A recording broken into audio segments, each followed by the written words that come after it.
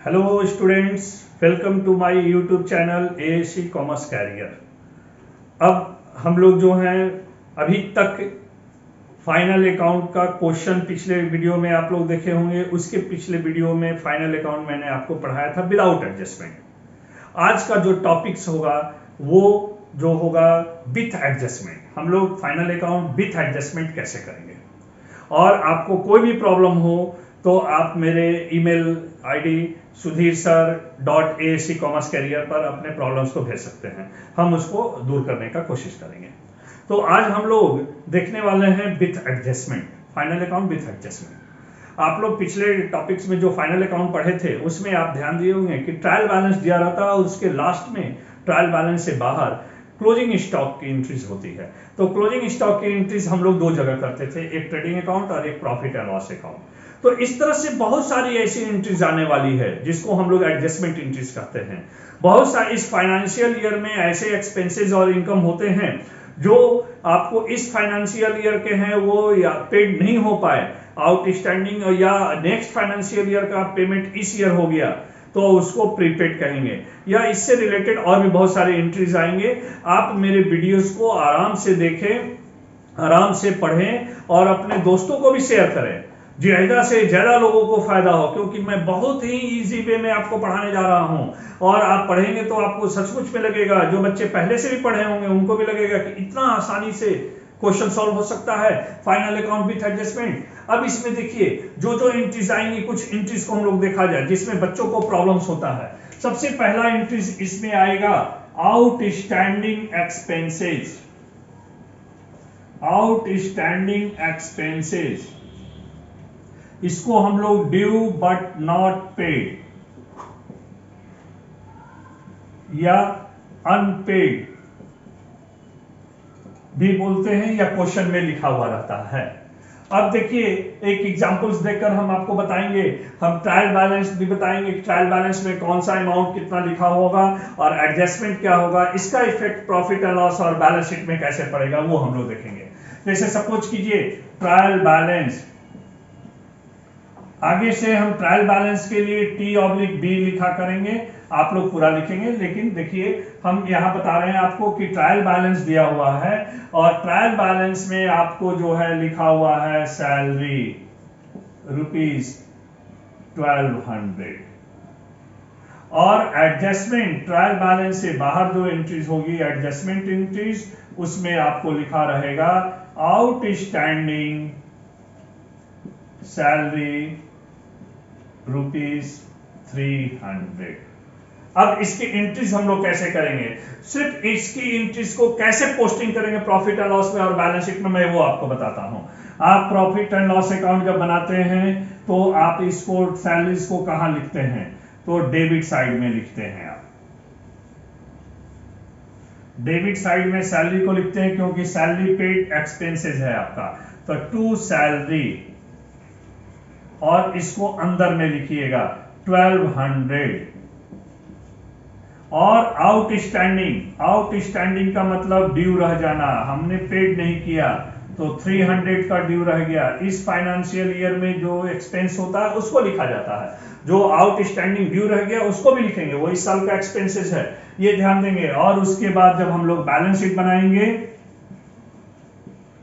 तो balance sheet में इसकी पोस्टिंग कहां करेंगे वो ध्यान दीजिए। लेफ्ट साइड में हम लोग लायबिलिटीज लिखते हैं और राइट साइड में हम लोग एसेट्स की एंट्रीज करते हैं।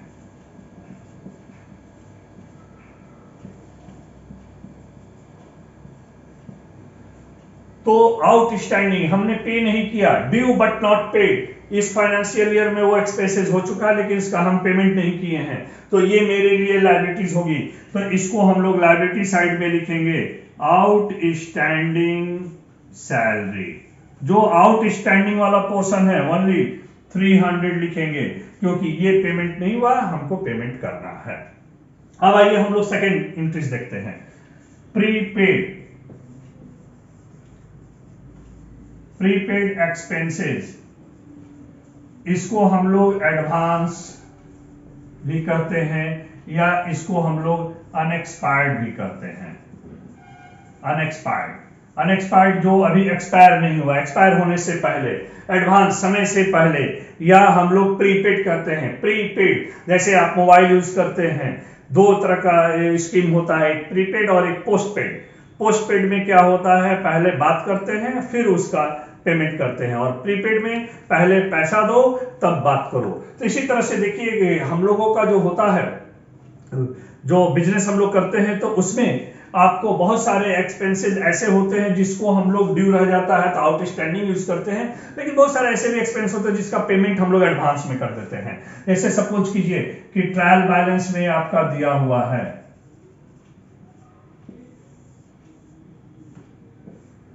इंश्योरेंस,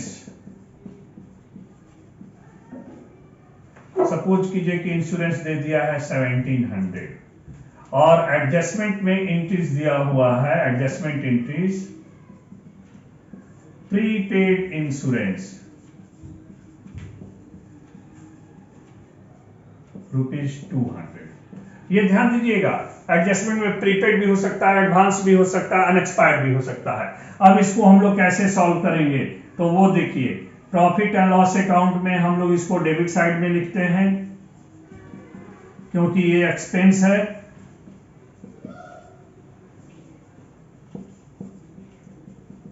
अब हर क्वेश्चन में हम जब बताएंगे तो पार्टिकुलर्स लिखना जरूरी नहीं है, लेकिन आप लोग समझ जाइएगा, डेबिट साइड में पार्टिकुलर्स और क्रेडिट साइड का पार्टिकुलर्स। तो सपोज कीजिए कि आपका जो था इंश्योरेंस था क्वेश्चन में, तो इंश्योरेंस 1700 है, इसमें से आप 200 ऑलरेडी पेमेंट कर चुके हैं, तो प्रीपेड एडवांस हो गया तो वो माइनस हो जाता है, तो आपका बैलेंस आ गया 1500। अब हम लोग इसको बैलेंस शीट में कहां एंट्री करेंगे, बैलेंस शीट में आउटस्टैंडिंग लायबिलिटीज हो गया, तो पहले पेड कर दिए तो क्या हो जाने वाला है मेरा, ये मेरा एसेट्स होने वाला है। तो बैलेंस शीट में लेफ्ट साइड में आप जानते ही हो कि लायबिलिटीज लिखा जाता है और राइट साइड में एसेट्स लिखा जाता है। तो इसको हम लोग एसेट साइड में क्या करेंगे, लिखेंगे प्रीपेड, लायबिलिटीज लेफ्ट साइड में हो गया, तो एसेट साइड में लिखेंगे प्रीपेड एक्सपेंसेस या प्रीपेड इंश्योरेंस ₹200। अब इसके बाद हम लोग फिर अगली एंट्री देखते हैं, इसको आप स्क्रीनशॉट ले लीजिए, फिर हम इसको बिठाकर अगली एंट्रीज आपको बताते हैं। तीसरा टॉपिक अब हम लोग देखेंगे, इसमें डेप्रिसिएशन। डेप्रिसिएशन का मतलब आप जानते ही हैं, पिछला टॉपिक्स में ही पढ़े हैं, किसी भी फिक्स एसेट्स को यूज करने से उसका वैल्यू जो डे टू डे डिक्रीज कर जाता है उसको कहते हैं हम लोग डेप्रिसिएशन। चाहे वो आउटडेटेड फैशन हो जाए, चाहे वो उसकी एफिशिएंसी कम हो जाए। तो क्वेश्चन में ट्रायल बैलेंस में आपको दिया हुआ रहेगा, मैंने ट्रायल बैलेंस के लिए T/B यूज किया है। ट्रायल बैलेंस में जैसे सपोज कीजिए कि एक दो एंट्री हम बताते हैं, बिल्डिंग दिया रहेगा 50,000, मशीनरी 40,000, फर्नीचर 30,000। अब आपको एडजस्टमेंट में दिया हुआ रहेगा 10% depreciation on fixed assets।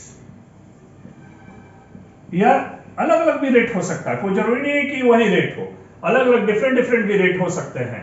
Building, machinery, furniture हो सकता है बिल्डिंग पर 10%, फर्नीचर पर 5%, मशीनरी पर 7%, कुछ भी हो सकता है, लेकिन इस क्वेश्चन में 10% दिया हुआ सब पर। तो प्रॉफिट एंड लॉस अकाउंट में हम लोग डिप्रिसिएशन को कहां लिखते हैं, तो डेबिट साइड में लिखते हैं। तो डेबिट साइड में आप डिप्रिसिएशन लिखेंगे और उसके बाद से जिस पर जितना रेट से हुआ डिप्रिसिएशन उसको कैलकुलेट करेंगे। डिप्रिसिएशन डैश देके लिख सकते हैं। कौन कौन सा एसेट्स है, बिल्डिंग, मशीनरी, फर्नीचर, बिल्डिंग पर 5,000, मशीनरी पर 10% 4,000 और फर्नीचर पर 3,000। अब हम लोग जो बैलेंस शीट बनाएंगे, तो बैलेंस शीट में आप जानते हैं कि एसेट्स को हम लोग किधर लिखते हैं, एसेट साइड में। तो एसेट्स को हम लोग एसेट साइड में लिखते हैं, जैसे बिल्डिंग 50,000 लेस डिप्रिसिएशन 5,000, तो 45,000 माइनस करके हो गया। इसी तरह से मशीनरी 40,000 लेस डिप्रिसिएशन 4,000, तो माइनस करके 36,000 हो गया। फिर लिखेंगे फर्नीचर 30,000 लेस डिप्रिसिएशन 3,000, 27,000 इसका वैल्यू हो गया। ध्यान दीजिएगा, जितना भी रेट दिया रहेगा उस रेट से डिप्रिसिएशन कैलकुलेट करेंगे और उसको प्रॉफिट एंड लॉस अकाउंट में लिखेंगे, और जो भी फिक्स एसेट्स होगा उसमें डिप्रिसिएशन को माइनस करने के बाद हम लोग उसको कहां लिखते हैं, बैलेंस शीट में लिखते हैं। अब नेक्स्ट फोर्थ नंबर हम लोग देखेंगे, रिजर्व, या क्वेश्चन में प्रोविजन भी लिखा रहता है, रिजर्व या provision for bad and doubtful debts on debtors. अगर ये ऑन डेटर्स नहीं भी लिखा हो तभी भी ध्यान दीजिएगा, ये डेटर्स के अमाउंट पर ही कैलकुलेट होता है। रिजर्व हम लोग फ्यूचर के लिए पैसे बचा के रखते हैं, उसी को कहते हैं, या प्रोविजन भी वही चीज होता है जो हम लोग पैसा बचाते हैं। तो वो किससे, किसके लिए, तो बैड, बैड का मतलब जो डेटर्स ऐसा है जो खराब हो गया, जो पैसा हमको नहीं दे रहा है। डेटर्स तीन तरह के होते हैं, आप लोग जानते हो, एक गुड डेटर्स, एक डाउटफुल डेटर्स, एक बैड डेटर्स। गुड टाइम पर पैसा दे देता है, डाउटफुल में और में नॉट होता है, पैसा दे भी सकता है और नहीं भी दे सकता, और बैड से तो पैसा मिलेगा ही नहीं। इसलिए इस रिस्क से बचने के लिए हम लोग क्या करते हैं कि हर साल अपना जो भी डेटर्स का अमाउंट होता है जो हम लोग रिसीव करते हैं उस पर एक सर्टेन परसेंटेज जो क्वेश्चन में दिया रहेगा उस रेट से हम लोग प्रोविजन या रिजर्व करेंगे। प्रोविजन भी लिखा रहता है किसी क्वेश्चन में, किसी क्वेश्चन में रिजर्व भी होगा। तो आपको ट्रायल बैलेंस में सपोज कीजिए कि ऑलरेडी पहले से आपको ट्रायल बैलेंस में दिया हुआ है बैड डेट्स 1500 और डेटर्स 40,000, और एडजस्टमेंट में बोल रहा हो, एडजस्टमेंट एंट्री दिया हुआ है 5% रिजर्व या प्रोविजन कुछ भी लिखा हो for bad and doubtful debts. On debtors नहीं भी लिखा हो तभी भी हम डेटर्स पे ही निकालेंगे, लेकिन हम लिख देते हैं यहां ऑन डेटर्स। तो सबसे पहले आप 40,000 का 5% कैलकुलेट कर लीजिएगा। 40,000 का 5% कितना आ गया, 2,000। अब हम लोग प्रॉफिट एंड लॉस अकाउंट बनाते हैं, तो एक्सपेंस को किधर लिखते हैं, बैड डेट्स को किधर लिखते हैं हम लोग, तो बैड डेट्स को हम लोग डेबिट साइड लिखते हैं, तो टू बैड डेट्स। और ये भी पैसा बैड डेट से रिलेटेड है, 1500 पहले लिख दीजिए जो प्रोविजन किए, तो इसको हम लोग इसी में ऐड कर देंगे, ये लिखकर reserve for bad and doubtful debts. कितना आ गया, 2000। तो टोटल मेरा एक्सपेंस 3500 का हो गया। अब जब हम लोग बैलेंस शीट बनाते हैं तो बैलेंस शीट में हम लोग डेटर्स को किधर लिखते हैं, एसेट साइड में लिखते हैं। तो एसेट साइड में हम लोग क्या करेंगे कि डेटर्स में से जो प्रोविजन फॉर बैड डेट्स है उसको माइनस कर लेंगे, क्योंकि उतना पैसा को हम लोगों ने रिजर्व करके रख लिया। तो डेटर्स जितना भी दिया रहेगा, डेटर्स क्वेश्चन में देखिए 40,000 दिया हुआ है, उसमें से हम लोग रिजर्व कितना किए 5%, तो reserve for bad and doubtful debts कितना आ गया था 2000। तो 2000 को अगर आप माइनस कर दीजिएगा तो 38,000 आ जाएगा। ध्यान दीजिएगा जो डेटर्स का अमाउंट है उसमें से हम लोग माइनस करेंगे। और अब अगला एंट्री हम लोग देखते हैं, अब हम लोग फिफ्थ एडजस्टमेंट देखते हैं, रिजर्व फॉर या provision for reserve for discount on debtors. कभी कभी ऐसा होता है कि हमको अपने कस्टमर को डिस्काउंट देना पड़ता है, जिसके लालच में वो पैसा हमको जल्दी दे दे। अभी हम लोग इसके पहले वाला पॉइंट जो देख रहे थे, reserve for bad and doubtful debts, तो उसमें ऐसा है कि हम लोग देख रहे थे कि जो भी बैड और डाउटफुल डेटर्स है उसके लिए हम लोग कुछ ना कुछ पैसा प्रोविजन करके रखते थे। अगर हम उसको ऐसा ऑफर दें कि आप अभी हमको पैसा दे दोगे तो हम आपको कुछ रिबेट दे देंगे, तो सपोज कीजिए कि डेटर्स जो है ट्रायल बैलेंस में 40,000 दिया हुआ है और एडजस्टमेंट एंट्री करा हो 2% reserve for discount on debtors. 2% अगर कोई डेटर्स हमको पेमेंट कर देता है तो हम 2% उसको जो है रिबेट दे देंगे। तो प्रॉफिट एंड लॉस अकाउंट में जो भी रिबेट देंगे उसको डेबिट साइड में लिखेंगे क्योंकि वो मेरे लिए एक्सपेंसेस लॉस है, तो इसको हम लोग लिखेंगे reserve for discount on debtors. तो 2% 40,000 का 2% 800 हो जाएगा। और जब हम लोग बैलेंस शीट बनाएंगे तो डेटर्स को हम लोग किधर लिखते हैं, एसेट साइड में। तो हम लोग एसेट साइड में इसको लिखेंगे, डेटर्स को, डेटर्स कितना है 40,000 और हम लोगों ने रिबेट कितना दे दिया है 2%, तो 40,000 का 2% कितना होगा, तो 800। तो इसको डेटर्स के अमाउंट से माइनस कर लेंगे। अब हमारा डेटर्स को 39,200 ही पेड करना होगा। कभी कभी ऐसा भी होता है कि हमको भी मेरा क्रेडिटर्स जो है रिबेट देता है, तो जिस तरह से हम अपने डेटर्स को रिबेट देते हैं तो मेरे लिए एक्सपेंस हो गया, उसी तरह से ये मेरे लिए इनकम हो जाने वाला है। अब क्वेश्चन में दिया रहेगा reserve for discount on creditors, तो ध्यान दीजिएगा रिजर्व या प्रोविजन कुछ भी लिखा हो दोनों का मतलब एक ही होता है। अब आपको ट्रायल बैलेंस में क्रेडिटर्स दिया होगा क्रेडिट साइड में, सपोज कीजिए कि क्रेडिटर्स का अमाउंट 30,000 दिया हुआ है और एडजस्टमेंट एंट्रीज कह रहा है, इसमें भी हम सपोज करते हैं 2% ही ले लेते हैं, 2% reserve for discount on creditors.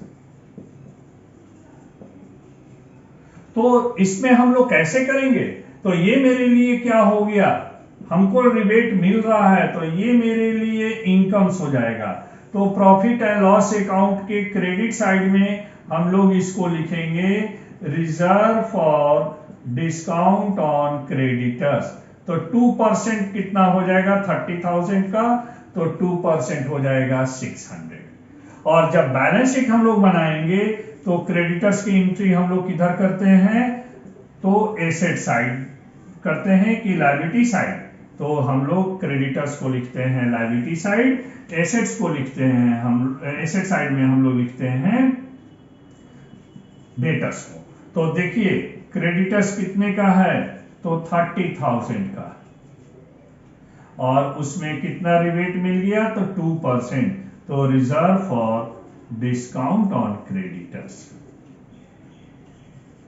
2% का मतलब 600, तो 29,400 हो जाएगा। इसी तरह से अब हम लोगों को और भी आगे बहुत सारे एंट्रीज आ सकती है, जैसे इंटरेस्ट ऑन कैपिटल, तो इंटरेस्ट पर कैपिटल पे करना पड़ रहा है तो उसको हम लोग डेबिट साइड में लिखेंगे और फिर कैपिटल में उसको हम लोग ऐड कर देंगे। इस तरह से और भी कुछ एंट्रीज आएगी, तो हम लोग को न्यूमेरिकल्स जब बनाएंगे तो उसके थ्रू हम लोग इसको ज्यादा डिटेल्स में समझेंगे। तो न्यूमेरिकल्स बनाने के लिए ये तो हमारा वीडियो एक है, आपको सिर्फ और सिर्फ एडजस्टमेंट बताने के लिए। अगला वीडियो मेरा जो होगा वो एक न्यूमेरिकल्स बनाकर हम आपको पूरा समझाएंगे और आप लोग तब तक इस पूरी एंट्रीज को एक पेज पर लिख लेंगे, तो आपको जब हम न्यूमेरिकल्स बताएंगे तो आपके लिए इजी हो जाएगा। और आप मेरा वीडियो को देखते रहिए और इंतजार कीजिए अगले वीडियो का, क्योंकि इससे रिलेटेड मैं आपको न्यूमेरिकल्स बताने वाला हूं। अब मैंने आपको ये प्रोसेस बता दिया कि किस तरह से आप इसको देख सकते हो, एडजस्टमेंट एंट्री का ट्रीटमेंट कैसे कैसे होता है। मैंने शॉर्ट में बताया कि कैसे प्रॉफिट एंड लॉस में लिखोगे, कैसे आप बैलेंस शीट में लिखोगे, आप उसको फॉर्मेट वे में बनाएंगे और अगला वीडियो का मेरा इंतजार कीजिए। और किसी भी तरह का कोई प्रॉब्लम्स होता है तो मेरा नीचे में ईमेल आईडी आ रहा है sudhirsir.asccommercecareer, उस पर आप अपना शेयर कीजिए, उस पर आप हमको मेल कीजिए और इस वीडियो को ज़्यादा से ज़्यादा लोगों तक पहुंचाइए, शेयर कीजिए, लाइक कीजिए और बेल वाला बटन को पुश कीजिए। Thank you.